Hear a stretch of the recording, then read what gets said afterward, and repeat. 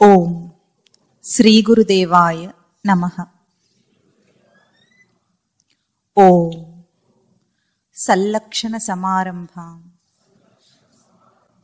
చిదానందేతి మధ్యమాం అస్మదాచార్య పర్యంతాం వందే గురు పరంపరాం. ఓం శ్రీ గురుదేవాయ నమః.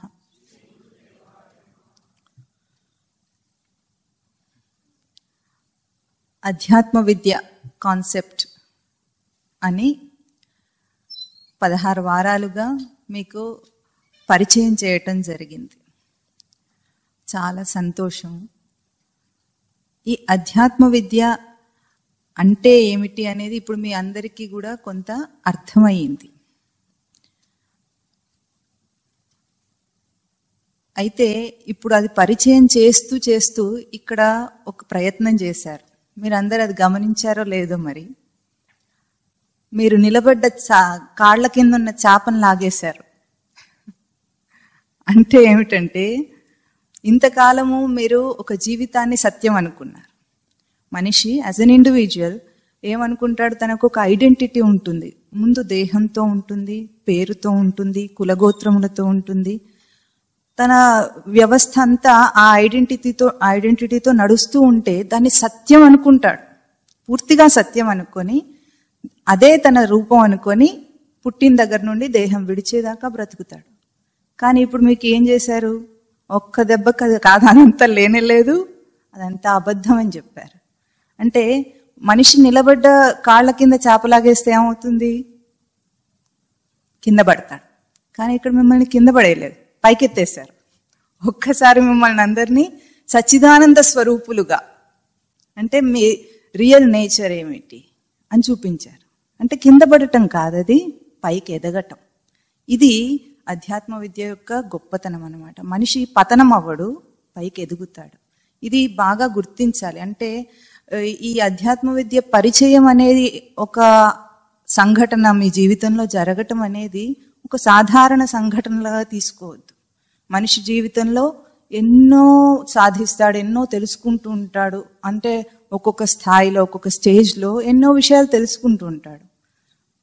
బయట లౌకికంగా ఎదుగుతూ ఉంటాడు కూడా. కానీ అటువంటిది కాదు ఇది. ఏదో 3 నెలలకో 6 నెలలకో ఒక డిప్లొమా కోర్స్ చేసినట్టుగా దాంతో ఒక సర్టిఫికెట్ వస్తుందన్నట్లుగా కాదు అధ్యాత్మ విద్య. ఎందుకంటే మీ జీవిత సత్యాన్ని మార్చేస్తుంది అది. ఇన్నాళ్ళు ఉన్న ఒక అవగాహనని పూర్తిగా మార్చి మిమ్మల్ని ఇంకొక అవగాహనలోకి, ఉన్నతమైన అవగాహనలోకి తీసుకొస్తుంది. అది ఆ విశేషము మనందరం కూడా గుర్తించాలి. అంటే ఇప్పుడు ఆ జరిగింది మీకు అందరికీ విలువ తెలియలేదనుకోండి, మళ్ళీ జారిపోతుంది, వదిలేస్తారు. అంటే మనం ఏదేదో మాటకి ఇది చాలా గొప్ప విశేషం అని మనం అనుకోవటం కాకుండా భగవద్గీతలో స్వామి దీనికి ఒక ప్రమాణ శ్లోకం చూపించారు. ఏమంటారంటే, మనుష్యాణం సహస్రేషు కశ్చిద్ యతతి సిద్ధయే యతతామపి సిద్ధానాం కశ్చిన్ మాం వేత్తి తత్వతః. అంటే మనుష్యాణం సహస్రేషు, కొన్ని వేల కోట్ల మంది మనుష్యులలో ఎవడో ఒకడట, కశ్చిద్ యతతి సిద్ధయే, కశ్చిత్ అంటే ఎవడో ఒకడు నన్ను తెలుసుకోవడానికి ప్రయత్నం చేస్తాడని అంటున్నాడు స్వామి భగవద్గీతలో. యతతామపి, అట్లా ప్రయత్నం చేసిన వారిలో కూడా కశ్చిన్ మాం వేత్తి తత్వతః, అందులో ఎవడో ఒక్కడు తత్వతః అంటే నిజమైన స్వరూపాన్ని, నా యొక్క నిజమైన స్వరూపాన్ని తెలుసుకుంటాడని చెప్తున్నాడు భగవద్గీతలో స్వామి. అంటే రేరెస్ట్ ఆఫ్ ది రేర్. ఆ రేరెస్ట్ ఆఫ్ ది రేర్ లో మీరున్నారా? ఉన్నారని విలువ గుర్తిస్తే దాన్ని మీరు సస్టైన్ చేస్తారు. ఎందుకంటే 16 వారాలుగా ఈ సత్యాన్ని మీరు ఒప్పుకున్నారు. వదిలేసి వెళ్ళిపోయిన వాళ్ళు అందరూ ఏమనుకున్నారు, ఇదంతా మనకు కాదు, ఇప్పుడు కాదని అనుకొని ఉంటారు. అంతే కదా, మనకేం చేసేది, దీంతో మనకేం సంబంధం అనుకోనే కదా వదిలేస్తారు. కానీ మీరు అట్లా కాకుండా ఈ సత్యాన్ని, ఈ రియాలిటీని యాక్సెప్ట్ చేస్తున్నారు, ఒప్పుకుంటున్నారు. అంటే అది చాలా గొప్ప విశేషం. జీవితంలో ఒక మలుపు, అంటే జీవితాన్ని మార్చే మలుపు. ఇది మనం అప్రిషియేట్ చేయాలి. మీరందరూ కూడా అప్రిషియేట్ చేయాలి. దీన్ని చేస్తేనే మీరు దీన్ని సస్టైన్ చేసి నిలుపుకుంటారు. లేకపోతే ఎప్పుడప్పుడు వదిలేస్తారు మళ్ళీ మధ్యలో. అంటే ఇప్పుడు దీని ద్వారా మీకు ముక్తి వచ్చేస్తుందా అంటే అది ఆచరించటం ద్వారా మీ శ్రద్ధ మీద ఆధారపడి ఉంటుంది, మీ సాధన తీవ్రత మీద ఆధారపడి ఉంటుంది. కానీ తెలుసుకోవటం అనేదే జరగకపోతే జీవితంలో పెద్ద లోటు. అది మనిషి జన్మను ఎత్తిన తర్వాత ఇది తెలుసుకోకుండానే జీవితాన్ని విడిచిపెట్టేస్తే అది ఒక పెద్ద లోటు.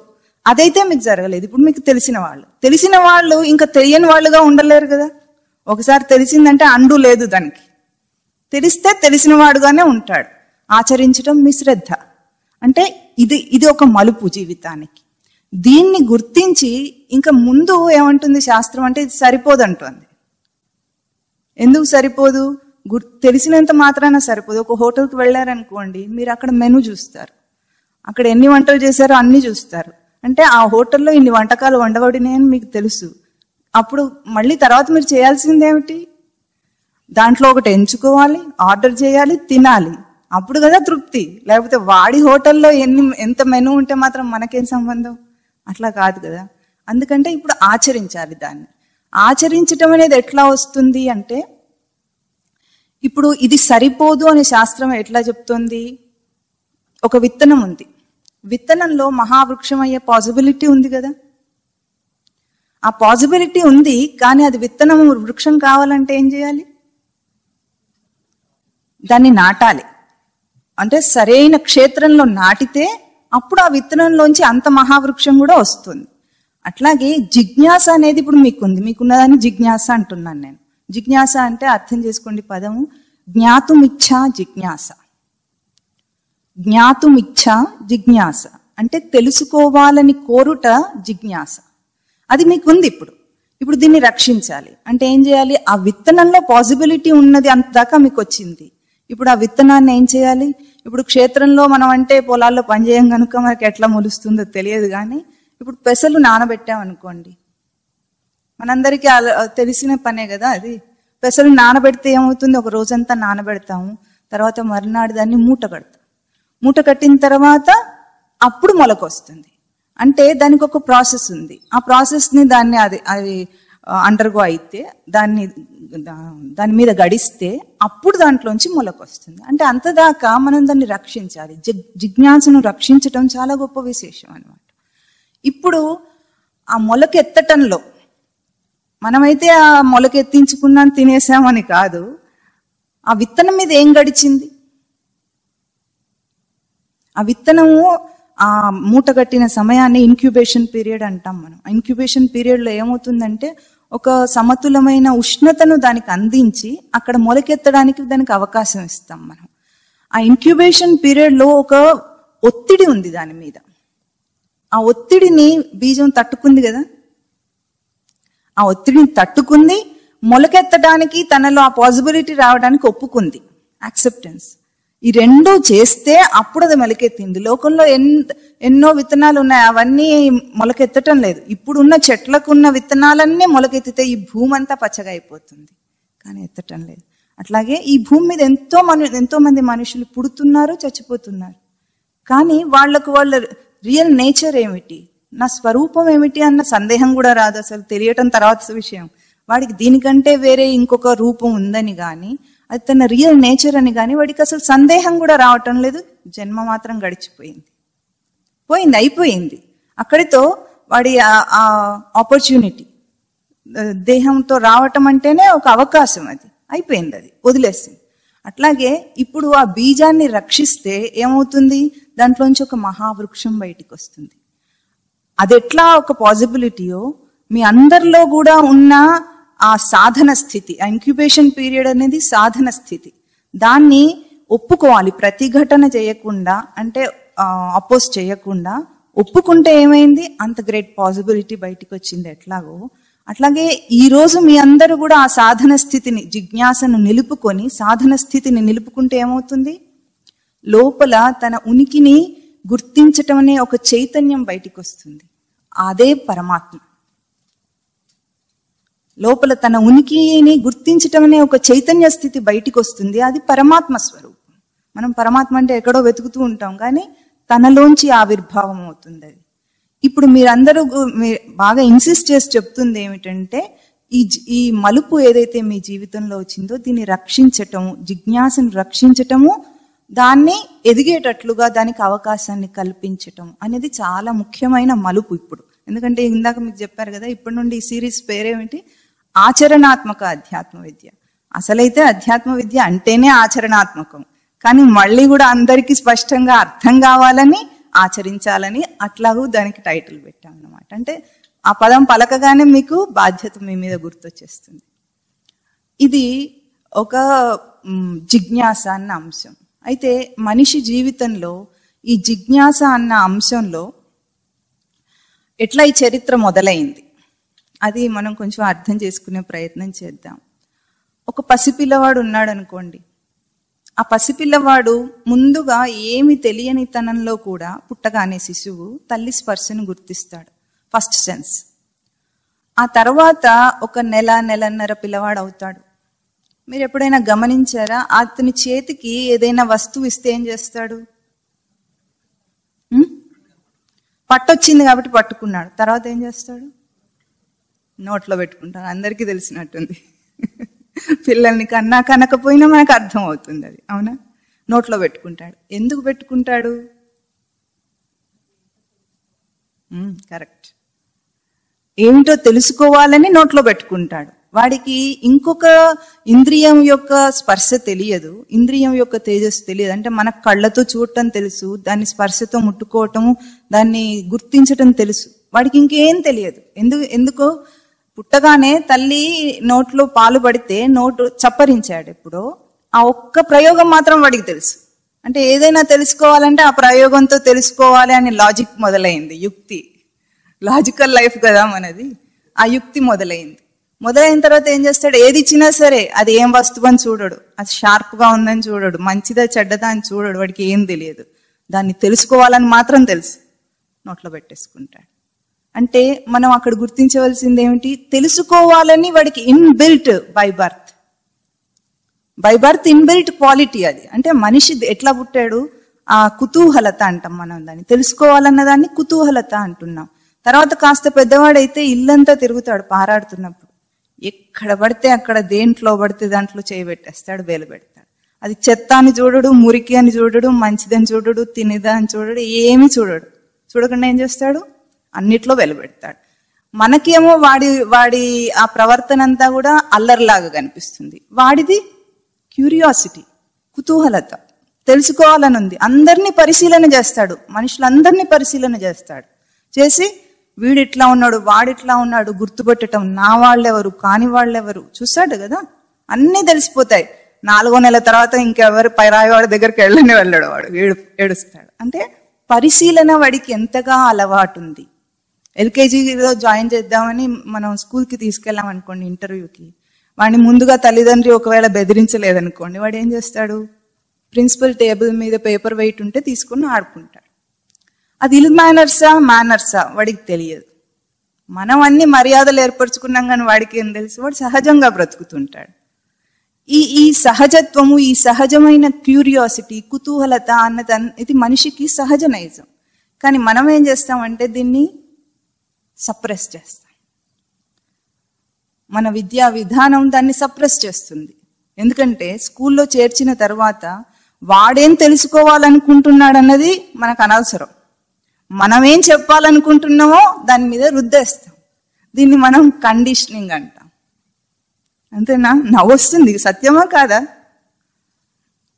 మన ఇన్ఫర్మేషన్ని, మన దగ్గర ఎంత లాట్స్ ఆఫ్ ఇన్ఫర్మేషన్ ఉంటే వాడి తల మీద రుద్దేస్తాం. ఎంత సిలబస్ ఉంటుందంటే వాడు ఇంకొక ఆలోచన చేయలేడు వాడి జీవిత పర్యంతం.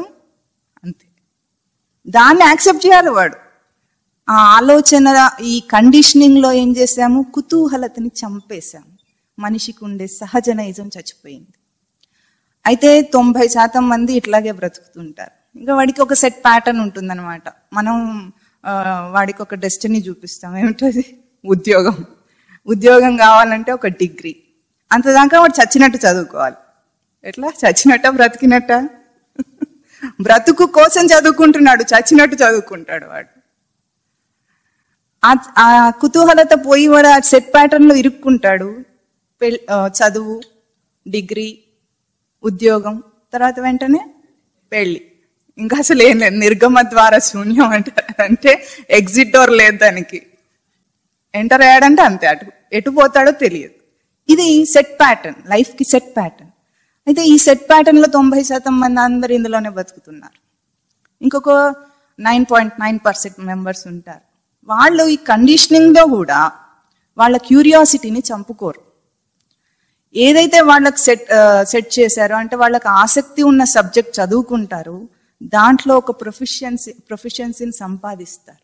ఒక డాక్టర్ అయ్యాడు అనుకోండి, రీసెర్చ్ చేసి కొత్తగా ఏదైనా కనుక్కుంటాడు. ఒక ఆర్టిస్ట్, మ్యూజిషియన్, ఇంజనీర్, ఎనీవన్.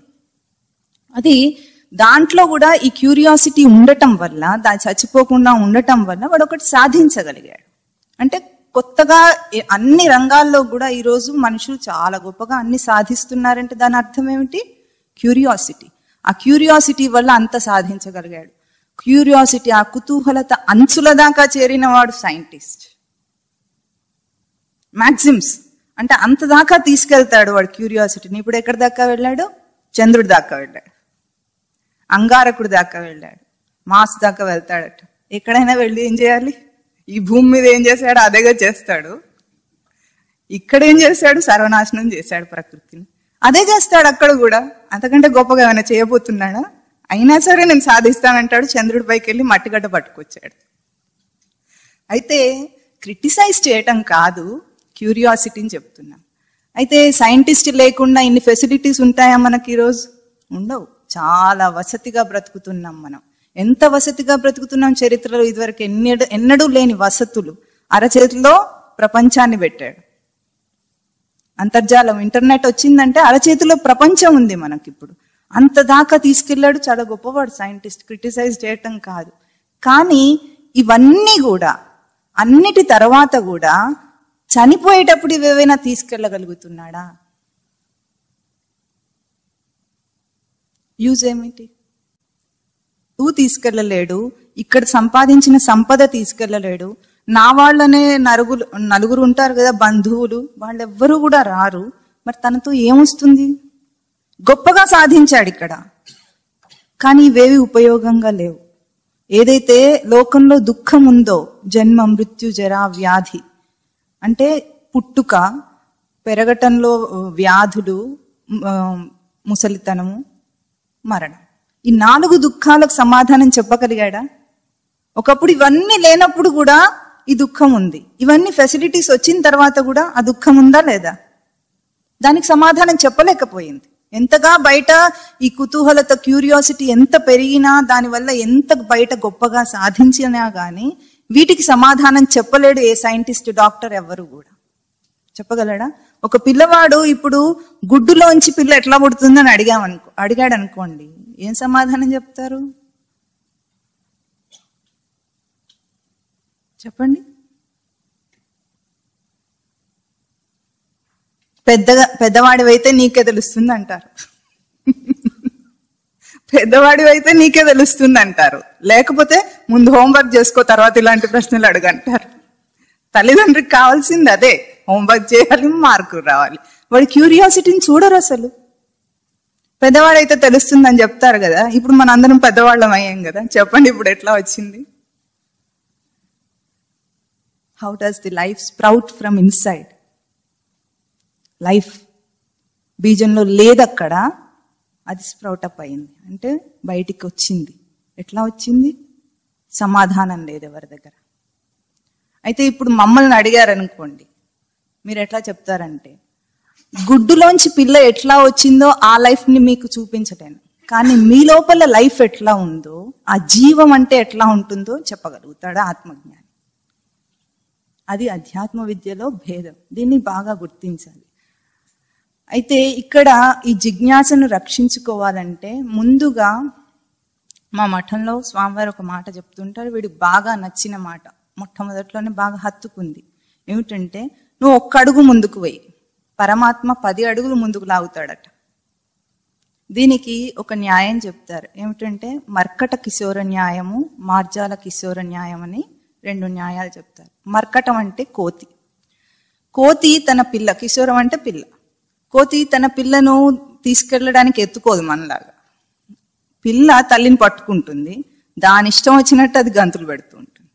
ఇక్కడ నుండి అక్కడ ఒక కొమ్మ మీద నుండి ఒక కొమ్మ మీదకి చెట్టు మీద నుండి గంతులు పెడుతుంది. అక్కడ బాధ్యత అంతా ఎవరిది? పిల్లదే. అంటే పిల్ల బాధ్యతగా తల్లిని పట్టుకుంది జాగ్రత్తగా ఉండాలంటే. అదే మార్జాల కిశోర న్యాయం అంటే, మార్జాలం అంటే పిల్లి. పిల్లి ఏం చేస్తుంది? తన పిల్లలను 7 ఇళ్ళు తిప్పుతుందట. తిప్పేటప్పుడు ఏం చేస్తుంది? దానికి దంతాలు చాలా షార్ప్గా ఉంటాయి, మాంసం తింటుంది కాబట్టి షార్ప్గా ఉంటాయి. ఆ దంతాలతో దాన్ని పట్టుకుంటుంది. అంత షార్ప్గా ఉన్న దంతాలతో కొంచెం కూడా దానికి ఏం అపాయం కలగకుండా, పిల్ల కింద జారిపోకుండా అది గోడలెక్కుతుంది, దూకుతుంది ఆ పిల్లను పట్టుకొని. అవునా? అంటే అంత సున్నితంగా పట్టుకెళ్తున్నప్పుడు బాధ్యత ఎవరిది? తల్లి. అంటే అధ్యాత్మ విద్య సాధనలో ముందు మర్కట కిశోర న్యాయం, మనమే గురువును పరమాత్మను పట్టుకోవాలట. ఆ తరువాత మార్జాల కిశోర న్యాయం. ఒక్కసారి గనక గురువు చెంత చేరిన తర్వాత గురువు దృష్టిలో పడ్డామా, గురువు మనని పట్టుకున్నాడా, ఇంకా టెన్షన్ లేదు. ఇందాక మీకు చెప్పినట్టు ముక్తి గ్యారెంటీ. అది మన బాధ్యత. ఈ బాధ్యత ఇట్లా మనం జీవితం అంతా చూస్తూ కూడా ఈ ఒక మార్పు రావాలంటే ఎట్లా వస్తుంది, మనిషికి ఎట్లా రావాలి? ఒక చిన్న కథలో మనం అర్థం చేసుకునే ప్రయత్నం చేద్దాము. మీలో చాలా మందికి తెలిసే ఉంటుంది కూడా, బుద్ధుడి కథ. బుద్ధుడు శుద్ధోదన మహారాజుకి కొడుకు, ఒకడే కొడుకు. కపిలవస్తు అనే నగరానికి యువరాజు. బుద్ధుడు పుట్టగానే జాతకం చూపించారట. చూపిస్తే ఏం చెప్పారంటే, ఈ వ్యక్తి, ఈ జాతకుడు ఏ రంగంలో అడుగు పెట్టినా కూడా దాని అంచుల దాకా, శిఖరం దాకా చేరుకుంటాడు. అంటే ఇప్పుడు రాజు అనుకోండి, రాజుగా క్షత్రియుడు కాబట్టి రాజుగా ఏమవుతాడు? పెద్ద సామ్రాట్ అవుతాడు. కాకపోతే యోగి అవుతాడు, సన్యాసి అవుతాడు అని చెప్పారు. మహారాజుకి ఇష్టం ఉంటుందా? మీలో ఎవరి పిల్లలైనా బ్రహ్మచారి అయిపోతానంటే మీకు ఇష్టం ఉంటుందా? ఉండదు. సన్యాసులు కనిపిస్తే నమస్కారం చేస్తారు, కానీ మన పిల్లలు సన్యాసులు అయితే ఎవరు ఒప్పుకోరు. ఒప్పుకుంటారా? ఒప్పుకోరు. అట్లాగే శుద్ధోదన మహారాజు కూడా ఇష్టం లేదు, రాజు కావాలి నా కొడుకు అనుకున్నాడు. అయితే యోగి కావాలంటే ఏం కావాలి? వైరాగ్యం ఉండాలి. వైరాగ్యం ఉండాలంటే విరక్తి రావాలి జీవితం మీద. విరక్తి రావాలంటే కొంచెమైనా దుఃఖం తెలిసి ఉండాలి. ఆ దుఃఖం తెలియకుండా బుద్ధుడిని చిన్నప్పటి నుండి కూడా దుఃఖం అంటే ఏమిటో తెలియకుండా, బాధ కష్టం అంటే ఏమిటో తెలియకుండా పెంచాడు, పెంచే ప్రయత్నం చేశాడు. ఎట్లాగూ బుద్ధుడు ఏ మందిరాలలో నివసిస్తాడో అవన్నీ కూడా సీజనల్ మందిరాలు. అంటే చలి బాధ తెలియకుండా, ఎండ తాపం తెలియకుండా, వర్షం అనేదే తెలియకుండా అంత జాగ్రత్త పడ్డాడు. అంటే అది భౌతిక తాపం తనకు తెలియకుండా, అంటే బయట వాతావరణం వల్ల కష్టం తెలియకుండా.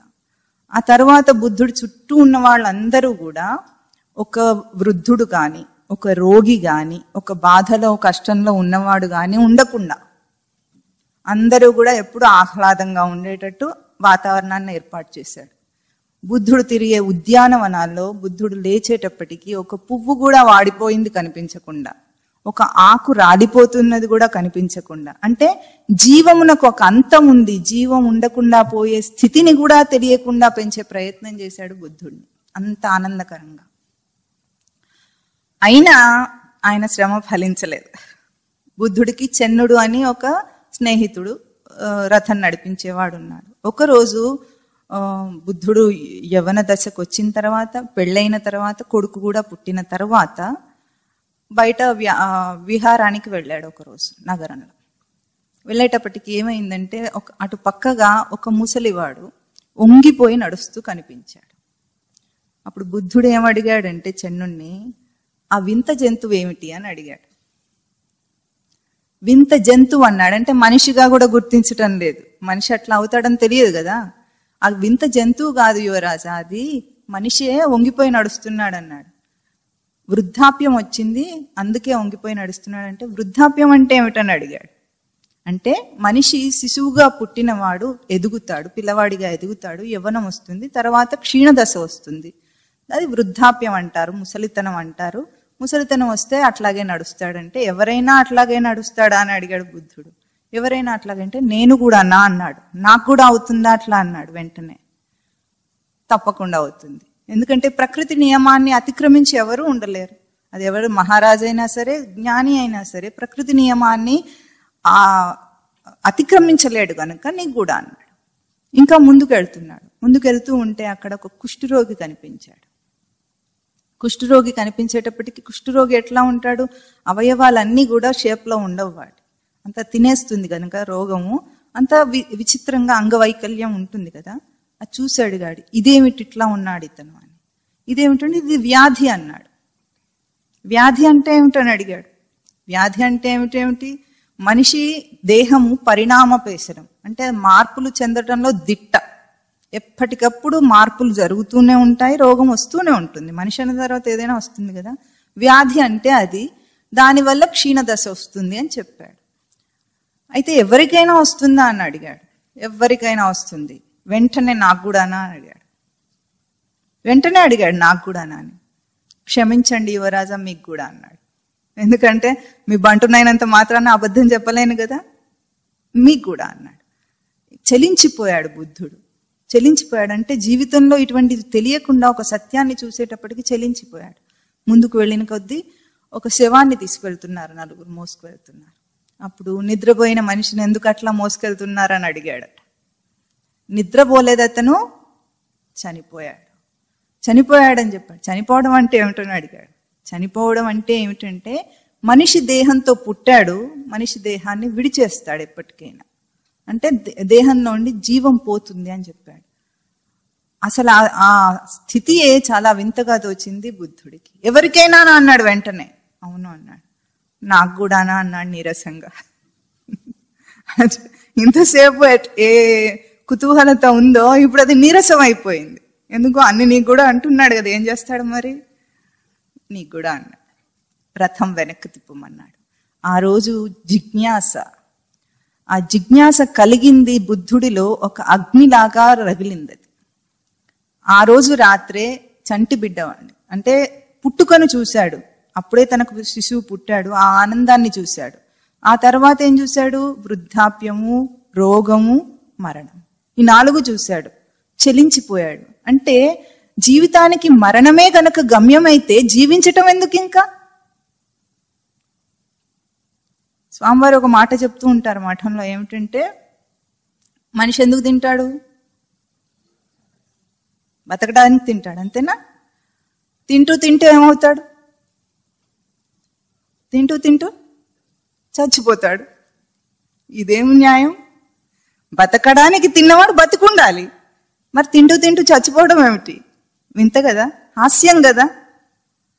ఇది బుద్ధుడి లోపల ఒక జిజ్ఞాసను రగిల్చింది. మరణమే జీవితానికి గమ్యం కాకూడదు, దీన్ని నేను అతిక్రమించాలనుకున్నాడు. ఇంట్లోంచి వెళ్ళిపోయాడు. 6 సంవత్సరాల తపస్సు చేసి ఎంతో సాధన తర్వాత తనలోని సత్యాన్ని తెలుసుకున్నాడు, అమృతత్వాన్ని పొందాడు. ఇక్కడ మీకందరికి కూడా చెప్పడం ఏమిటంటే, ఈరోజు ఉన్నది ఉన్నట్లుగా చచ్చిపోతాను అనుకొని మీరందరూ ఏదైతే ఒక అవగాహనలో బ్రతుకుతున్నారో, మీకు మరణం లేని స్వరూపం, మీ నిజ స్వరూపం అంటే ఎట్లా ఉంటుంది? మీకేమో కానీ వీడికైతే అది జరిగింది మఠానికి వెళ్ళిన తర్వాత. ఎందుకంటే ఒక సాధారణ స్థితి నుండి ఎప్పుడైతే జీవుడికి మరణం లేదు అని గురుదేవుల వాక్యం విన్నాడు, చాలా చాలా సంతోషించి పొంగిపోయాడు. ఇంకా నాకు మరణం లేదు, అమృత స్వరూపుణ్ణి నేను. అప్పటికి అనుభవం వచ్చినా రాకపోయినా గురువు వాక్యం నందు విశ్వాసం అది. ఆ మలుపు తిరగాలి మనిషి జీవితం అంటే. ఇప్పుడు ఒక కుతూహలత చూసాము, ఒక జిజ్ఞాస చూసాము. కుతూహలతకు పరిణామం ఏమిటి?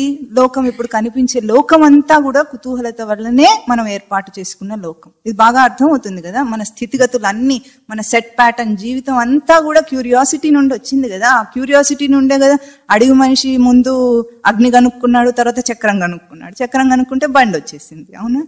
ఇప్పుడు లోకోమోటివ్స్ వచ్చినాయి. ఇంత రీసెర్చ్ చేసి, ఇన్ని డిస్కవరీస్ చేసి ఇదంతా లోకాన్ని ఏర్పాటు చేశాడు కదా, కేవలం కుతూహలత. కానీ ఈ కుతూహలత తన దాహాన్ని తీర్చదు.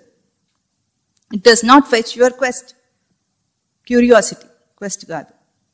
ఎంత సాధించినా కూడా వెల్త్ మిగిలిపోయింది చివరికి. అంత సాధించి కూడా జీవుడి తీసుకెళ్ళలేనప్పుడు వెళ్తే కదా అది జన్మకు ఒక వెల్తి మిగిలిపోయింది. ఇప్పుడు అదే జిజ్ఞాస ఎప్పుడవుతుంది? ఈ కుతూహలత జిజ్ఞాస కావాలంటే ఏం కావాలంటే when we knock the existential element, మీ ఉనికిని ప్రశ్నించిన రోజున అది జిజ్ఞాస అవుతుంది. అంటే బుద్ధుడు ఏం చేశాడు? ప్రతి కుతూహలతతో వచ్చిన ప్రతి ప్రశ్నను కూడా తన మీద వేసుకున్నాడు, తన ఉనికితో పోల్చుకున్నాడు. అంటే నేను ఉంటానా ఉండనా, ఎగ్జిస్టెన్స్ అంటే ఉంటానా ఉండనా ఉనికి, దానితో పోల్చుకున్నాడు. ఎప్పుడైతే అది పోల్చుకున్నాడో అప్పుడు ఏమైంది? అది జిజ్ఞాస అయింది. ఆ జిజ్ఞాస, కుతూహలతకు జిజ్ఞాసకు ఉన్న తేడా తెలుసుకోవాలి. జిజ్ఞాస సమాధానపరుస్తుంది, జిజ్ఞాస సమాధానపరుస్తుంది, కుతూహలత మనిషిని సమాధానపరచలేదు. అయితే జిజ్ఞాస ఎంతగా ఉండాలి అంటే, ఒక ఇన్సిడెంట్ చెప్తాను, మిమ్మల్ని మీరు ఆ ఇన్సిడెంట్లో ఊహించుకోండి. ఒక ఎడారిలో వెళ్తున్నారనుకోండి, తీవ్రమైన ఎండ ఉంది. తీవ్రమైన ఎండలో ఎడారిలో వెళ్తుంటే తీవ్రమైన దాహం ఉంటుందా? తీవ్రమైన దాహంలో ఉన్నప్పుడు మనిషికి ఇంకేం కావాలి? మంచినీళ్ళు కావాలి. ఇంకేదైనా ఆలోచిస్తాడా? భార్య, పిల్లలు, సంసారం, ఉద్యోగం, వ్యాపారం ఏమైనా ఆలోచిస్తాడా? ఏం ఆలోచించాడు. ప్రాణం పోయేంత దాహంగా ఉంది, నీళ్ల గురించి మాత్రమే ఆలోచిస్తాడు. అవునా? అప్పుడు ఎవరైనా వచ్చి మీకు నీళ్ళు ఇస్తానన్నారు, కావాలని అంటారు ఎవరైనా, కానీ at the cost of your life. అంటే నీళ్ళు ఇచ్చిన తర్వాత మీ ప్రాణం తీసేసుకుంటానంటాడు. మీరేం చేస్తారు? తాగుతారా? ఫస్ట్ అయితే తాగల, తర్వాత చూస్తాడు. అంటే ఎట్లాగూ దేహం విడవాలి, చచ్చిపోవడం అయితే కంపల్సరీ. అంటే తాగి దేహం విడిస్తే, తాగకుండా దేహం విడిస్తే తేడా ఏమిటంటే, నీళ్లు తాగకుండా దేహం విడిస్తే దాహంతో చచ్చిపోతాడు, నీళ్లు తాగిన తర్వాత దేహం విడిస్తే తృప్తితో చచ్చిపోతాడు. అంతేనా? అంటే దేహం విడవటం అనేది అనివార్యం, తప్పించలేని స్థితి. కానీ ఈ క్వెస్ట్, లోపల ఉన్న జిజ్ఞాసను తీర్చుకుంటాడు ఆత్మజ్ఞాని. ఆత్మజ్ఞాని కూడా దేహం విడిచేస్తాడు గ్యారెంటీగా. ఆత్మజ్ఞానికి కూడా రోగం వస్తుంది గ్యారెంటీగా, ఎందుకంటే దేహం పరిణామ పేసలం, దాని ప్రకృతి న్యాయం, దాన్ని తప్పించలేరు. కానీ దాహంతో చచ్చిపోయిన వాడు ఎట్లా ఉంటాడో, తృప్తితో చచ్చిపోయిన వాడు ఎట్లా ఉంటాడో ఆ తేడా ఉంటుంది ఈ అధ్యాత్మ విద్య తెలుసుకున్న వాడికి. ఎవరైనా ఇదంతా వదిలిపెట్టేవాళ్లే. ఆ సత్యం మనందరికీ తెలుసు కదా. బుద్ధుడు చూసిన సత్యాన్ని రోజు మనందరం చూస్తున్నామా, చూడటం లేదా? ఇన్ని ఇన్సిడెంట్స్ మనం చూసేవే. ఇవన్నీ జన్మ చూస్తామా లేదా? జరా అంటే ముసలితనం చూస్తామా లేదా? మన ఇంట్లో ఎవరో ఒకరు ఉంటారు, ఇంకా మనకు రాకపోయినా పర్వాలేదు, మన ఇంట్లో వాళ్ళు ఉన్నారు కదా, చూస్తున్నామా లేదా? వ్యాధి చూస్తున్నామా లేదా? రోగమంతా వ్యాధి, లోకమంతా వ్యాధితోనే నిండి ఉంది. మరణం కూడా చూసే ఉన్నాం, చూడని వాళ్ళు ఎవరన్నా ఉన్నారా? ఎవ్వరు లేరు. బుద్ధుడికి కలిగిన పరివర్తన మనకెందుకు కలగలేదు? ఎందుకు కలగలేదు? సెట్ ప్యాటర్న్ వల్ల కలగలేదు. దీనికి వీడి దృష్టిలో ఈ లోకమంతా మూర్ఛలో బ్రతుకుతోంది, మూర్ఛలో బ్రతుకుతోంది. ఏం జరుగుతుందో మన పక్కన చూసే అంత ఓపిక లేదు, తీరిక లేదు, దాని మీద విచారించే అంత దృష్టి లేదు, ఎవరికీ లేదు. దీన్ని ఓపెన్ సీక్రెట్ అంటున్నాడు వివేకానందుడు. ఓపెన్ సీక్రెట్ ఏమిటి? సీక్రెట్ అంటే ఏమిటి? దాచబడింది. రహస్యం అంటే దాచబడింది. ఓపెన్ సీక్రెట్ అంటే తెరవబడిన రహస్యం అట. అంటే తెరవబడిన రహస్యాన్ని చూడటానికి కూడా మనకు కళ్ళు లేవు. అయితే ఇప్పుడు ఏం కావాలి అంటే, ముందు అధ్యాత్మ విద్య అన్న ఈ సాధన ఎవరైతే ఒప్పుకున్నారో వాళ్ళకి కావాల్సింది ఏమిటంటే, మఠంలో స్వామివారు ఒక మంచి పదాన్ని మాకు మాటిమాటికి చెప్తూ ఉంటారు. అదేమిటంటే సెన్సిటివిటీ కావాలి. సెన్సిటివిటీ అంటే మీ అందరికీ డిక్షనరీ చూసారనుకోండి, అదేమంటుంది? సున్నితత్వం అంటుంది. అవునా? సెన్సిటివ్ మనస్తత్వం అంటే సున్నితమైన మనస్సు అంటుంది, కానీ సెన్స్ అంటే అది కాదు. సెన్స్ అంటే ఏమిటంటే, ఇప్పుడు మీ అందరికీ కడుపులో నొప్పి వచ్చింది అనుకోండి, మీరు ఎట్లా తెలుసుకుంటారు? చూస్తారా దాన్ని? You will sense it. అంతేనా? సెన్స్కి పదం తెలుగులో ఏమిటంటే గ్రహింపు. మీ గ్రహింపులోకి వస్తుంది అది, మీరు సెన్స్ చేసి తెలుసుకోగలుగుతారు. ఆ సెన్సిటివిటీ రావాలి మనిషికి ముందు. సెన్సిటివిటీ వస్తే ఏమవుతుందంటే తద్వారా రెస్పాన్సివ్నెస్ వస్తుంది, అంటే స్పందించే గుణం వస్తుంది. జడులలాగా బ్రతుకుతున్నాం మనం అందరం, అంతేనా? జడం అంటే తెలుసు కదా మీకు, ఇనానిమేట్. ఇన్సిన్షియంట్. అంటే జడ వస్తువుకి దాని గురించి ఏం తెలియదు, దానికి ఆలోచన ఉండదు, దానికి అంటే తెలివిలేదు అది. కానీ ఇప్పుడు మనిషికి ముందు ఏం కావాలి? అధ్యాత్మ విద్య అబ్బాలంటే, వంట పట్టాలంటే సెన్సిటివిటీ కావాలి, రెస్పాన్సివ్నెస్ కావాలి. ఈ రెండు వచ్చిన రోజున మనిషి జీవితం మారిపోతుంది. దీనివల్ల మీరు బాగా గుర్తించవలసింది ఏమిటంటే, మీ జీవితంలో ఇప్పుడున్న ప్రస్తుతపు స్థితిగతులు ఏవీ మారవు. అధ్యాత్మ విద్య నేర్చుకుంటే ఏదో మెరాకిల్ అవుతుంది అనుకోవద్దు, కానీ జీవితం మాత్రం మారిపోతుంది. స్థితిగతులు మారవు, కానీ జీవితం మాత్రం మారిపోతుంది. ఉదాహరణకు మీ సార్ని అడిగారు అనుకోండి, ఆయన ఎట్లా ఉన్నారని అడిగితే బాగున్నాను అంటారు. ఆరోగ్యం ఎట్లా ఉందని అడగండి, అస్సలు బాగాలేదంటాడు. అంటే ఏమిటి అర్థం? ఆరోగ్యం అస్సలు బాగా లేకపోయినా కూడా నేను బాగున్నాను, కండిషన్స్ ఏం మారలేదు, దైహికంగా వ్యవస్థ ఏం మారలేదు, కానీ నేను మాత్రం బాగున్నాను. ఇది చాలా గొప్ప విశేషం మనిషి జీవితంలో జరిగేది. దీన్ని మీరు అందరూ బాగా గుర్తించాలి. ఎందుకంటే ఒక రత్నాల వ్యాపారికే వజ్రం యొక్క విలువ తెలుస్తుంది, సామాన్యుడికి తెలియదు. వాడు గాజురాయి అనుకుని పక్కన పారేస్తాడు దాన్ని. అట్లాగే అధ్యాత్మ విద్యను ముందు అప్రిషియేట్ చేయటం అంటే తనలో కలిగిన ఈ గొప్ప విశేషమైన మార్పును గుర్తింపులో పెట్టుకుంటే మీరు దాన్ని సస్టైన్ చేస్తారు, అంటే ధారణ చేసి నిలుపుకుంటారు. ఆ నిలుపుకోవటం అనేది బాగా ముఖ్యంగా ఇన్సిస్ట్ చేసి ఈరోజు మీకు అందుకే చెప్తున్నాను నేను. అయితే ఈ సెన్సిటివిటీ, దీనివల్ల మీకు రెస్పాన్సివ్నెస్ వల్ల ఒక దృష్టి ఒకటి ఏమిటంటే దాన్ని తత్వదృష్టి అంటారు. తత్వదృష్టి ముఖ్యం నాయన అనేది మా మఠంలో ప్రతి చోట రాసిపెట్టి ఉంటుంది. మా గురుదేవులు మాకు అందించిన వరం అది. తత్వదృష్టి అనే ఒక పదము, దాన్ని తీసుకురావటం, దాన్ని మాకు అందరికీ చెప్పటం. తత్వదృష్టి ముఖ్యం నాయన అంటే, తత్వదృష్టి అంటే, తత్వం అంటే ఏమిటంటే నిజం, సత్యం. ఒక సత్యాన్ని చూసే దృష్టి కావాలి, ట్రూత్ పర్స్పెక్టివ్ అంటారు. అంటే సత్యాన్ని గ్రహించగలిగే శక్తి కావాలి మనిషికి. మన ముందే అంత సత్యము, ఆధ్యాత్మిక పారమార్థిక సత్యము దాచిపెట్టి లేదు ఎక్కడా కూడా, అంతా మన ముందే ఉంది, కానీ మనం దాన్ని చూడలేం. ఇప్పుడు ఆ దృష్టి కావాలి మనిషికి, అంటే సూక్ష్మమైన గ్రహింపు కావాలి. ఆ సూక్ష్మమైన గ్రహింపు వచ్చిన రోజున తన జీవితంలో చాలా గొప్ప మార్పు వస్తుంది. అంటే ఏదైతే మన కళ్ళ ముందు ఉండి మనం చుట్టూ ఉన్న వాతావరణం అంతా మనం చూస్తున్నప్పటికీ కూడా ఎప్పుడూ గుర్తించనివన్నీ సత్యాలు మనకు కనిపిస్తూ ఉంటాయి. ఇప్పుడు ఎప్పుడూ గుర్తించిన సత్యాలన్నీ కూడా మన కళ్ళ ముందు మెదులుతూ ఉంటాయి. ఇంతదాకా మనం ఎప్పుడు వాటిని మన కళ్ళ ముందే ఉండుంటుంది, కానీ మనం ఎప్పుడు చూస్తుండం. మీకు ఇప్పుడు ఒక రోడ్డు మీద వెళుతున్నారు అనుకోండి, రోజు అదే రోడ్డు మీద ప్రయాణం చేస్తూ ఉంటారు. పక్కన ఒక లెటర్ బాక్స్ ఉంటుంది, ఎర్రగా పెయింట్ వేసి ఉంటుంది, కానీ ఎప్పుడు దాని మీద దృష్టి పడదు. లెటర్ పోస్ట్ చేయవలసి వచ్చినప్పుడు మన దృష్టి దాని మీద పెడుతుంది. అంటే అవసరము అన్నిటినీ కనిపించేటట్టు చేస్తుంది. ఇన్నాళ్ళు మనకు కనిపించని సత్యము లోకంలో ఏదైతే ఉందో అదంతా కూడా ఈ రోజు మీకు ఎప్పుడైతే ఆ సూక్ష్మ దృష్టిని అభ్యాసం చేస్తారో మీకు వచ్చేస్తుంది అది. దాని తర్వాత మీరు మీ జీవితము, మీ అవగాహన మొత్తం తీరే మారిపోతుంది. ఇది రావాలి మనిషికి. ఇది రావాలంటే ముందు అసలు మన చుట్టూ ఏం జరుగుతుందో మనం తెలుసుకోవాలి కదా. ఏం జరుగుతుంది అంటే ఈ సెట్ ప్యాటర్న్ లైఫ్ కాకుండా ఈ సెట్ ప్యాటర్న్ లోనే ఒక భాగంగా కూడా ఏం జరుగుతుంది, మనిషి పుట్టుకతోనే పుట్టాడు గనుక ఏమైపోతాడంటే ముందు ఏమి చేయకుండానే కొడుకు అవుతాడా లేదా? ఎందుకు? తల్లిదండ్రి ఉంటారు కాబట్టి దేహాన్ని ఇవ్వటానికి పుట్టుకతోనే కొడుకైపోతాడు. అక్కనో అన్ననో ఉంటే తమ్ముడు అయిపోతాడు, తమ్ముడో చెల్లెలో అయిపోతారు. అవునా? అమ్మమ్మకు తాతయ్యకు, నాన్నమ్మకు తాతయ్యకు, మేనమావకు అల్లుడు అవుతాడు. ఎన్ని వావి వరుసలు ఉన్నాయో అన్న అయిపోతాడా జస్ట్ పుట్టడంతో? అంతేనా? పుట్టగానే వాడు ఏమీ కృషి చేయకుండా ఇన్నయ్యాడు. ఇన్నైతే ఇప్పుడు ఒకటి ఆలోచించండి, వాడికి వాడు ఏమిటి ఇంతకు? తెలుసు, నిన్న ఫ్యాక్టరీలో అందరూ చెప్పారు, ఇప్పుడు కూడా మీరు కూడా చెప్తారని అనుకున్నాడు. చాలా సంతోషం మీరు ఆ మాట చెప్పినందుకు. కానీ నేను సచిదానంద స్మృతి స్వరూపం అన్న ధారణ మీకుందా?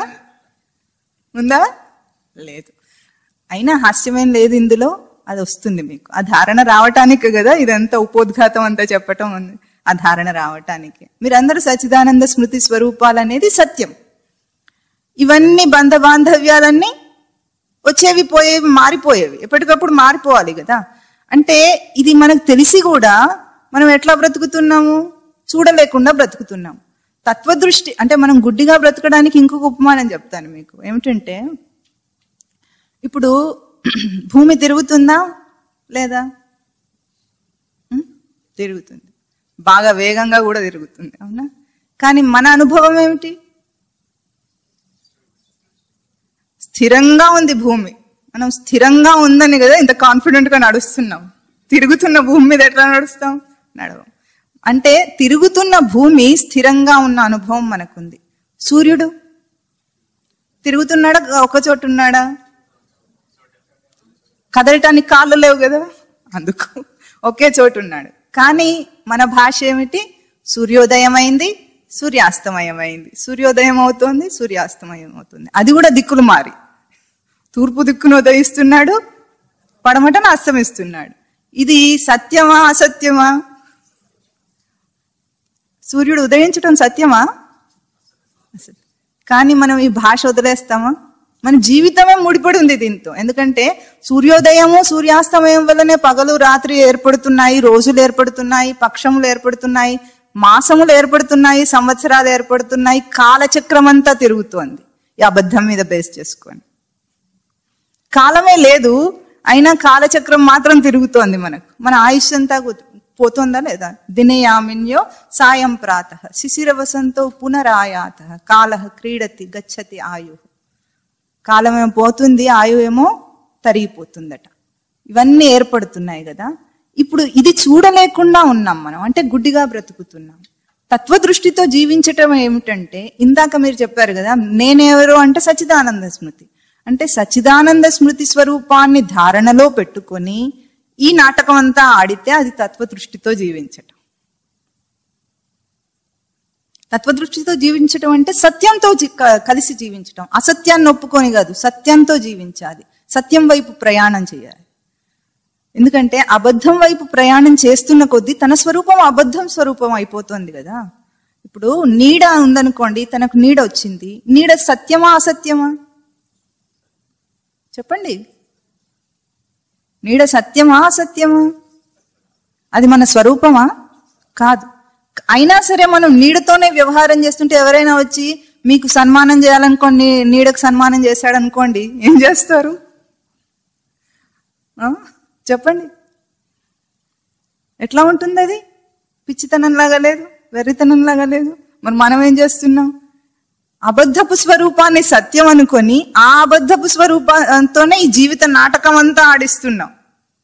ఎంత బిజీగా ఉన్నామంటే మనం ఆలోచించే తీరిక లేదు, అసలు ఓపిక కూడా లేదు. చిన్న పిల్లవాడికి ఎట్లాగైతే సిలబస్ ఇస్తున్నారో మనకు కూడా అట్లనే ఎవరో ఫోర్స్ చేసినట్లుగా ఆ ఫోర్స్ లో మనం అంత ప్రెషర్ గా ఆ జీవితాన్ని గడుపుతున్నామా లేదా? ఇప్పుడు దీని నుండి బయటపడాలా వద్దా ఎవరైనా? అప్పుడు మనం ఏం చేయాలంటే elevating the quest towards the elevating the curiosity towards the quest. అంటే ఏ కుతూహలత వల్ల ఈ జీవితం సాగుతుందో దాన్ని ఒక జిజ్ఞాస వైపుకు నడిపించాలి. అంటే సత్యం వైపుకు తన మీద వేసుకొని, తత్వదృష్టి అంటేనే ప్రతిదీ తనతో పోల్చుకొని, తనతో పోల్చుకొని ఏదైనా సత్యం అవుతుంది. కానీ తనతో పోల్చుకోకపోతే ఏది సృష్టిలో లేదు. మీరు కళ్ళు మూసుకుంటే లోకం కనిపిస్తుందా? కళ్ళు మూసుకుంటే అది ఉంటుందా లేదా తర్వాత సంగతి, నాకైతే లేదు. గాఢ నిద్రలో మీకు లోకం ఉందా? లేదు. అంటే మీ సత్యం మీతో పోల్చే కానీ దాంతో పోల్చి కాదు కదా. అది ఉండుండొచ్చు, కానీ మీకైతే గాఢ నిద్రలో అది లేదు కదా. అంటే జీవితం తనతో పోల్చి కానీ బయట దాంతో పోల్చి సత్యం కాదు ఎప్పుడు కూడా. అంటే తనతో పోల్చిన ఒక సత్యాన్ని గుర్తించటమే తత్వదృష్టి.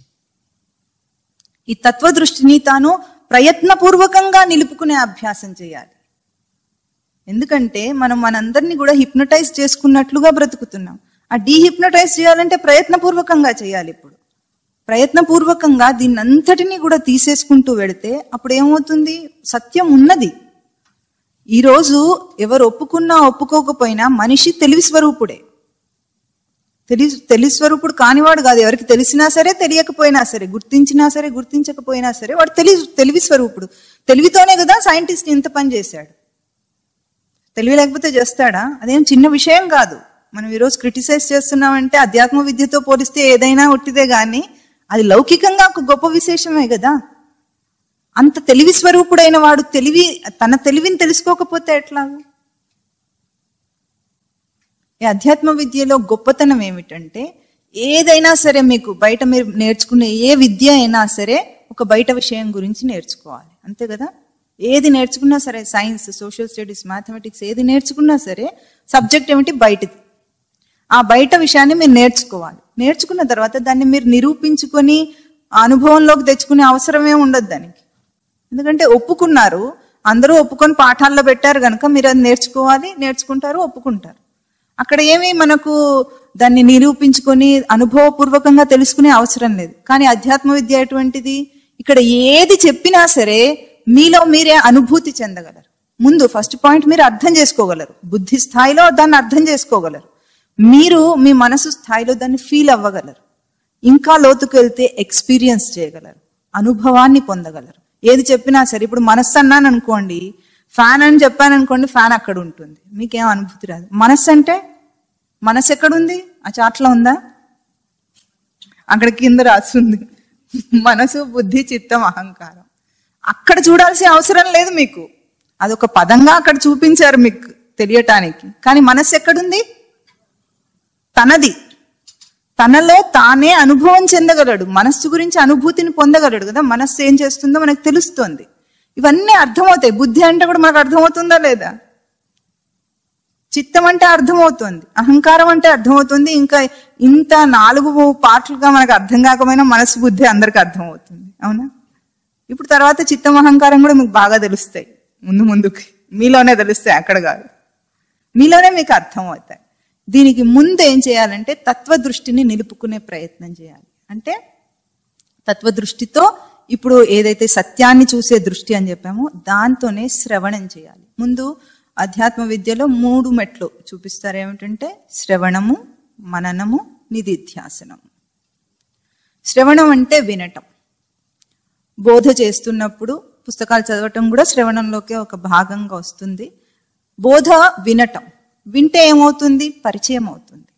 ఎప్పుడూ తెలియని విషయాలన్నీ కూడా కొత్తగా ఈరోజు పరిచయం అవుతాయి. శ్రవణం చేసేటప్పుడు కూడా తత్వదృష్టితో శ్రవణం చేయటం అంటే కుతూహలతతో కాదు, ఏం చెప్తారో చూస్తానని వస్తారనుకోండి, గొప్పగా ఏం చెప్తారో చూస్తానంటే మీకేం అందదు. జిజ్ఞాస ఉండాలి. అంటే సత్యం నేను తెలుసుకోవాలన్న ఆ జిజ్ఞాస క్వెస్ట్ మీకుంటే అప్పుడు మీకు ఆ శ్రవణం ఉపయోగపడుతుంది. తత్వదృష్టితో శ్రవణం చేయటం. ఆ తర్వాత మననం చేయాలి. మననం చేయటం అంటే ఎట్లా చేస్తారు? మననం దేంతో చేస్తాం? మనస్సుతో. మనసుకు ఒక క్వాలిటీ ఉంది, మనకు బాగా అర్థం అవుతుంది. అది ఎట్లా అంటే మననం చేస్తూ ఉంటుంది. ఒక విషయం ఉందనుకోండి, ఆ విషయాన్ని ఇప్పుడు మీరు ఇక్కడ పనిచేస్తూ ఉండుంటారు, మీ ఇంట్లో మీ పిల్లలో మీ వాళ్ళు ఎవరైనా ఒక వస్తువు కొనుక్కురమ్మని ఉంటారు. ఇంటికి వెళ్ళేటప్పుడు అది కొనుక్కెళ్ళాలి. అది మీ లోపల మననం అవుతూ ఉంటుందా లేదా? ఒక మూల ఉందా లేదా? ఉంది, గ్యారెంటీగా ఉంది. ఇక్కడ మీరు చేసే పని మాత్రం చేస్తూనే ఉంటారు, దాన్ని మాత్రం మననం చేస్తూ ఉంటారు. మననం అంటే అది ఎగ్జాంపుల్ గా చెప్పటానికి, కానీ అది మననం చేయమని చెప్పటం లేదు. ఇప్పుడు ఇక్కడ మీరేం చేయాలంటే శ్రవణం చేసిన దాన్నే ఇందులో కొన్ని అంశాలు, పాయింట్స్ తీసుకొని మీరు విచారణ చేయాలి. దాని మీద మననం చేసి విచారణ మీ సొంతంగా చేయాలి. స్వామివారి ఈ మాట కూడా సొంత తెలివి ఉండాలి, సొంత తెలివి ఉండాలి అంటారు మాటికి. అంటే చెప్పింది విన్న తర్వాత మన సొంత తెలివిని దాని మీద ప్రయోగించి మననం చేయాలి. దాని సత్యాసత్యాలు మీలో విచారణ చేసి తెలుసుకోవాలి. అప్పుడు తెలుసుకుంటే మీకు అనుభవపూర్వకంగా తెలుస్తుంది. తింటే ఎట్లాగైతే అనుభవపూర్వకంగా తెలుస్తుందో అట్లా మననం చేస్తే మీలో విచారణ వెలిగి అదొక ప్రకాశం, జ్యోతిలాగా వెలుగుతుంది. అది ఎప్పుడూ మననం చేస్తూ ఉండాలి. ఆ తర్వాత అంశం ఏమిటంటే నిధిధ్యాసన అంటారు. నిధిధ్యాసన అంటే గట్టిపడటం. గట్టిపడటానికి కూడా ఉపమానం ఏమిటంటే పుట్టుకతోనే మనకి ఏం పెట్టారు? పుట్టగానే పేరు పెట్టారు. పుట్టగానే పేరు పెడితే ఫ్రమ్ వూమ్ టు టూమ్, పుట్టిన దగ్గర నుంచి చచ్చేదాకా సమాధి మీద కూడా అది రాస్తాం. అంటే మన ఐడెంటిటీని, గుర్తింపును మనం ఏం చేస్తాం? పేరుతో గుర్తించేసుకుంటాం. ఎంతగా అంటే ఇప్పుడు మొన్న ప్రమాణ స్వీకారం చేస్తే చీఫ్ మినిస్టర్ ఏమంటారు? డాష్ అనబడే నేను అంటాడు గవర్నర్. ఇంకా నేను అంటాడు. ఏమిటి? ఫలానా చంద్రబాబు నాయుడు, నారా చంద్రబాబు నాయుడు అనే నేను. అంటే నేనెవరిప్పుడు? నారా చంద్రబాబు నాయుడు. మనందరికి కూడా అట్లా పేర్లు ఉన్నాయి కదా. అంటే నేను అంటే ఆ గుర్తింపు మనకి ఎంతగా గట్టిపడింది. నిద్రలో లేపినా ఆ పేరు పెట్టి పిలిస్తే టక్కున లేస్తాడా లేవడా? లేస్తాడు. ఆపరేషన్ చేసేటప్పుడు అనెస్థీషియా డాక్టర్ ఉంటాడు కదా, ఆయన ఏం చేస్తాడు, ఇప్పుడు నిద్ర మత్తు వదిలించటానికి ఒక ప్రయత్నం చేస్తాడు. ఎందుకంటే ఆయన వెళ్ళిపోయే ముందే ఇతన్ని మెలకువలోకి తీసుకురావాలి, లేకపోతే ఆయన డ్యూటీ అయినది. తీసుకొస్తే అప్పుడు ఆ అపస్మారక స్థితిలోనే మీ పేరేమిటని అడుగుతాడు. వీడేమో అసలు తడుముకోడు, అంత బాధలో కూడా పేరు టక్కునే చెప్పేస్తాడు. స్పృహలోకి వచ్చాడు వీడు అంటే మూర్ఛనే వాళ్ళు స్పృహ అంటున్నారు. డాక్టర్ పరిభాషలో మూర్ఛనే స్పృహ, కాబట్టి వాళ్ళు స్పృహలోకి వచ్చాడు అనుకుని వెళ్ళిపోతాడు. అవునా? ఇప్పుడు అట్లా గట్టిపడింది మనకు పేరు. ఇప్పుడు మీరు సచ్చిదానంద స్వరూపం అని మీరు ఏదన్నారో అది అట్లా గట్టిపడాలి. అయితే ఈ పేరు మాత్రం మెమొరీ వల్ల గట్టిపడింది. రేపు ఎప్పుడైనా మెమొరీ లాస్ వస్తే పేరు మర్చిపోతాడు గ్యారెంటీగా. కానీ సచ్చిదానంద స్మృతి అనేది అనుభవంలో గట్టిపడాలి.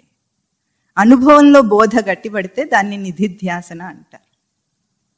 ఈ మూడు మీ బాధ్యత. మర్కట కిశోర న్యాయం, ఆ తర్వాత మార్జాల కిశోర న్యాయం తర్వాత తప్పకుండా వస్తుంది. అయితే ఇప్పుడు చేయటానికి మీ అందరికీ కూడా ఇవాళ ఒక అభ్యాసం ఇవ్వాలని అనుకుంటున్నాను. ఇందాక మనం ఏం చెప్పాము, పుట్టగానే ఎన్ని బంధ బాంధవ్యాలు ఉంటాయో ఆటోమేటిక్గా వాడు అదంతా అయిపోయాడు కదా. మీరు ఒకరోజు ఒక వ్యక్తి ఇంట్లో కూర్చొని ఉండగానే ఒక పక్క తల్లిదండ్రులు ఉంటారు, ఒక పక్క భార్య ఉంటుంది, ఇంకో పక్క పిల్లలు ఉంటారు. ఆ మనిషి ఎట్లా ప్రవర్తిస్తాడో చూడండి. తల్లి పిలిస్తే ఎట్లా స్పందిస్తాడు? అమ్మ అని స్పందిస్తాడు. కొడుకుగా ఆ కొడుకుతనాన్ని తను తీసుకుంటాడు, కొడుకుగా స్పందిస్తాడు. అక్కడే ఉన్నవాడు భార్య పిలవని ఏమండి అంటే ఏమంటాడు? అంటాడు. అప్పుడు భర్తగా అంటాడా కొడుకుగా అంటాడా? ఆ పిల్లలు నాన్నగానే ఏమంటాడు? ఏరా అంటాడు. అప్పుడు తండ్రిగా అయిపోతున్నాడు. అంటే ఆ పాత్రలను మార్చడంలో ఆ ఫ్రాక్షన్ ఆఫ్ సెకండ్స్ లో అన్ని పాత్రలు మార్చేయగలడు. ఇదే మనం సినిమాలో అయితే ఏమంటాం? ఏమన్నారు? అపరిచితుడు సినిమా మీరు అందరికి తెలిసిన మాట. అయితే అందులో వెంటనే మారిపోతుంటాడు అతను. మనం మారట్లే. ఏమైనా ట్రైనింగ్ తీసుకుంటున్నామా? శిక్షణ ఇచ్చారు ఎవరైనా? అక్కర్లేదు. ఏ శిక్షణ లేదు మనకు. శిక్షణ లేకుండానే అన్ని పాత్రలను మార్చేయగలం మనం. ఎప్పటికప్పుడు మన గుర్తింపుని, ఐడెంటిటీని ఎంత సులభంగా, ఎంత సరళంగా, సహజంగా మార్చేస్తున్నామా లేదా? ఇప్పుడు అన్ని మారిపోతున్నప్పుడు నేనెవరు? మీరు సచ్చిదానంద స్మృతికి ఫిక్స్ అయ్యారు. అయి ఉండండి, మంచిదే, అది చాలా మంచిది, చాలా మంచిది. కానీ అనుభవంతో కండి. ఆ అనుభవాన్ని పొందడానికే ఈ ఎక్సర్సైజ్ మీకు ఇవ్వాలి. ఏమిటంటే, లోకంలో తిరుగుతున్నారు, మీ పనులన్నీ చేసుకోండి. ఎవరెవరికి ఏ స్థితిగతులు ఉన్నాయో అక్కడే చక్కగా కంఫర్టబుల్గా ఏ మార్పులు చేర్పులు చేయక్కర్లేదు. ఒక 21 రోజుల పాటు ఈ పాత్రను మార్చడం ఎట్లా జరుగుతుందో చూడండి. మీ పాత్ర ఎట్లా మారుతుంది నిమిషానికి ఒక్కొక్కరితో బిహేవ్ చేస్తున్నప్పుడు, మీ ఎదుటివారి పాత్ర కూడా అట్లాగే మారుతూ ఉంటుంది కదా. ఈ రెండు పాత్రలు ఎట్లా మారిపోతూ ఉంటాయి క్షణానికి. అది చూడండి. అబ్జర్వేషన్, పరిశీలన. ఏదైతే కుతూహలత, పరిశీలన చిన్న పిల్లవాడు చూపించాడు చూసారా, వాడికి మనం ఏం నేర్పించామా పరిశీలించమని? నేర్పించలేదు. వాడికి ఇన్బిల్ట్ గా ఉంటుంది. ఆ పరిశీలనను మీరు ఇప్పుడు సజీవం చేసుకోవాలి. మీ లోపల సజీవం చేసుకొని మీరు బయటగా ఎవరికి ఏం చెప్పక్కర్లేదు. మీకు ఎవరి సహాయం అక్కర్లేదు, సహకారం అస్సలు అక్కర్లేదు. ఎవరితో ఏం సంబంధం లేదు. దీంట్లో మీరు ఏమీ మార్చవలసిన అవసరం లేదు. పూజ చేయాలంటే ఎన్నో కొనుక్కోవాలి, దీనికి ఏం కావాలి? ఖర్చు లేదు, పైసా ఖర్చు లేదు. దీంట్లో ఉందా? మీరు కేవలము ఆ పరిశీలనను నిలుపుకొని నిమిషం కూడా ఈ ధారణ తప్పకుండా, అంటే తన చుట్టూ ఏం జరుగుతోందో, లోకం ఎట్లా ప్రవర్తిస్తుందో ఇది చూడటానికి ప్రయత్నం చేయండి. ఇది చూసినప్పుడు ఒక గొప్ప మార్పు మీలో వస్తుంది, దానికి నేను గ్యారెంటీ. దీన్ని తత్వదృష్టి అంటాం మనం. అంటే ఆ తత్వదృష్టితో నేనేదో చెప్తే లోకంలో దుఃఖం ఉందంటే మీరు నమ్మవలసిన అవసరం ఏం లేదు. మీకు ఉండాలి, అది మీకు తెలియాలి. కానీ నేను చెప్తే ఎట్లా అందరికీ దుఃఖం ఉండదు కదా, సమానంగా ఉండదు. ఈ స్థితిగతులు అందరికీ ఉంటాయి, కానీ దుఃఖంగా దాన్ని ఎవరు గుర్తించరు. దుఃఖాన్నే చూడమని చెప్పటం లేదు, సుఖాన్ని కూడా చూడండి, మనుషులందరినీ చూడండి, మీ స్థితిగతులన్నీ ఎట్లా మారిపోతున్నాయో చూడండి, మీ పాత్ర ఎట్లా మారుస్తున్నారు ముందు అది బాగా బాగా చూడండి. చూస్తే ఏమవుతుందో వచ్చే వారం చెప్తాను నేను. మీరు ఏం చేశారో కూడా నేను చెప్తాను, మీరు కూడా చెప్పాలి, నేను కూడా చెప్తాను దాన్ని. అంటే 21 రోజుల పాటు ఈ రోజు డేట్తో సహా గుర్తు పెట్టుకొని మీరు మార్క్ చేసుకొని ఒక్క నిమిషం కూడా దాన్ని వదిలిపెట్టకుండా అంతటా మీరు ఎక్కడెక్కడ పనిచేస్తున్నా సరే, ఏమేమి పని చేస్తున్నా సరే, ఎక్కడున్నా సరే, ఏం చేస్తున్నా సరే, ఈ పాత్రల మార్పిడి ఎట్లా జరుగుతుంది, మీ ఎదుటి వారు కూడా ఎట్లా మారిపోతున్నారు. జస్ట్ ఎమోషనల్ లెవెల్లో కూడా చెప్పటం లేదు నేను, మీరు జస్ట్ మనుషులతో ఎట్లా బిహేవ్ చేస్తారు ఇంతే. పెద్ద కష్టమేం కాదు ఇది. కష్టమా చెప్పండి? ఇది అబ్జర్వ్ చేయడానికి ఏం కష్టం ఉంది? మీ పని ఏం చెడిపోతుందా? ఏం చెడిపోదు. ఎక్కడున్నా సరే మీ దృష్టి దీని మీద పెట్టినంత మాత్రం నష్టమేం లేదు కదా, లాభం మాత్రం చాలా ఉంటుంది. అంటే ఒక తత్వదృష్టి అని నేను చెప్పినంత మాత్రాన మీకు అది తెలియదు కదా. దాన్ని తెలుసుకోవడం అంటే సత్యాన్ని చూస్తూ బ్రతకటం అలవాటు చేసుకోవాలి మనం. ఆ అలవాటు చేసుకునే ఈ ఎక్సర్సైజ్ మీరు చేస్తే ఆ తర్వాత జరిగే మార్పులు వాటిలో లోతు ఎట్లా ఉంటుంది అనేది ముందుకు మనం తెలుసుకోవచ్చు. ఎందుకంటే ఇప్పుడు ఈ చార్ట్ ఇచ్చారు కదా మీకు, ఇక్కడ నుండి మనిషి మొదలవుతాడు. ఇప్పుడు ఇది జీవుడి ప్రస్తుతపు స్థితి. ఇది ఆ కింది నుండి మొదలైతే పైదాకా సచ్చిదానంద స్మృతి అన్న ఆ స్థానం దాకా ఎన్నో ఆవరణలు పొరలు ఉన్నాయి తన చుట్టూ. వీటన్నిటిని క్రాస్ చేస్తే కదా అక్కడికి వెళ్తాడు. ఇప్పుడు ఆ కింద ఉన్నాం, ఆ కింద ఎక్కడో ఉన్నవాడు కనీసం ఆ కిందైనా సరే మీకు భౌతికంగా ఇదే సత్యం. ఎందుకంటే ఒక సామాన్యుడికి, మామూలు మనిషికి ఇందాక చెప్పినట్లు తన పేరు, తన కులగోత్రాలు, ఇదే తన ఐడెంటిటీ. ఎవరు అవునన్నా కాదన్నా ఇప్పుడు మీరు చెప్పినంత మాత్రాన్ని మీకు మారిపోతుంది ఐడెంటిటీ? మారిపోదు. కనుక దాన్ని పరిశీలన చేయండి. జస్ట్ ఇంతే. ఇది పరిశీలన చేస్తే తర్వాత కలిగే ఆ పరిణామం అంటే ఆ మార్పు ఎంత గొప్పగా ఉంటుందంటే ఒక బీజం నుండి మహావృక్షం వచ్చినంత గొప్పగా ఉంటుంది. ఆ మహావృక్షము మళ్ళీ వేలాది మహావృక్షాలని తయారు చేస్తుంది. ప్రతి మనిషికి ఈ పాసిబిలిటీ ఉంది. ప్రతి మనుష్య జన్మను ఎత్తాడంటేనే తనను తాను తెలుసుకోవడానికి వాడు పూర్ణంగా అర్హత కలిగిన వాడు, సందేహం ఏం లేదు. కానీ అందరికీ ఆ అవకాశం రావటం లేదు. అవకాశం వచ్చినప్పుడు దాన్ని కొంచెమైనా దాన్ని ఆచరణలో పెట్టా ఉండటం మనం. ఇది ఆచరించండి. ఆ తర్వాత రాబోయే సెషన్స్ లో అంటే రాబోయే ప్రవచనాలన్నిటిలో కూడా మనిషి ఏం చేశాడు అంటే, ఇప్పుడు వచ్చే వారానికి 21 రోజులకి 2 ప్రవచనాలు అవుతాయి. అప్పటికి వచ్చే వారమే మీకు ఇదంతా చెప్పేయకుండా మీరు ఏం చేస్తున్నారో ఒక చిన్న మార్పు చెప్తాను. అప్పుడు మీరు గుర్తించగలిగితే మీరు చెప్పొచ్చు, గుర్తించలేకపోతే నేను చెప్తాను ఏం చేశారని. కానీ మీరు చేయాలి. చేయకపోతే మాత్రం ఎవరు సహాయం చేయలేరు. మీరు కావాలి అనుకుంటే మిమ్మల్ని ఎవ్వరూ సృష్టిలో ఏది ఆపలేరు. ఇది సత్యం. వద్దు అనుకుంటే గురువు కాదు కదా, పరమాత్మ దిగి వచ్చిన మోక్షం గ్యారంటీ లేదు అక్కడ. వద్దనుకున్న వాడికి ఎవరు ఇవ్వలేరు. చెరువును గుర్రాన్ని చెరువు దాకా తీసుకెళ్ళగలం, నీళ్లు తాగించలేం, మనకు అది బాగా తెలుసు. కనుక కావాలి అని అనుకుంటే ఈ అభ్యాసం చేయాలి. చేసి తర్వాత నాకు చెప్పాలి. సరే. ఓం తత్ సత్.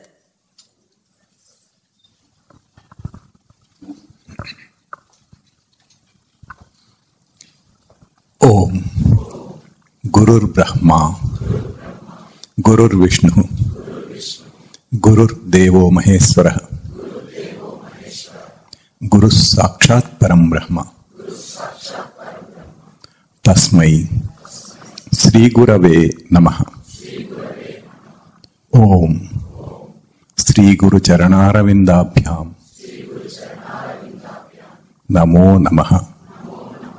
ఓం శ్రీ గురు చరణారవిందయుగళం